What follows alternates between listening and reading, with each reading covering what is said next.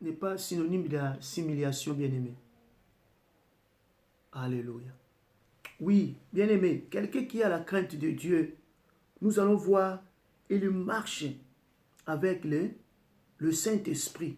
Galates chapitre 5, le verset 16 nous dit, marchons selon l'Esprit, afin que vous n'accomplirez pas le désir de la chair. Donc laisse le Saint-Esprit conduire ta vie. Quand tu as la crainte de Dieu, tu vas marcher selon l'Esprit de Dieu, bien-aimé. Que le Saint-Esprit conduise ta vie parce qu'il va te révéler, bien-aimé. Quelqu'un qui a la crainte de Dieu, pour terminer, il marche selon la justice de Dieu. Il a une vie correcte, comme je disais dans Romains chapitre 1, le verset 17. La Bible dit, le juste vivra par la foi. Donc c'est quelqu'un qui amène une vie correcte.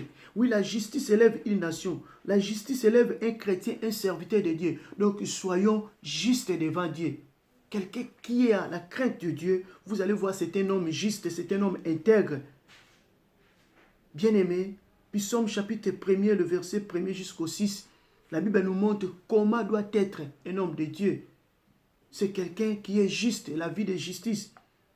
Donc, la Bible dit, les méchants ne résisteront pas dans l'assemblée des saints, dans l'assemblée des justes. Quelqu'un qui craint Dieu, il est juste envers Dieu. Il est correct. Il marche selon Dieu. Il amène une vie juste devant Dieu et devant les hommes.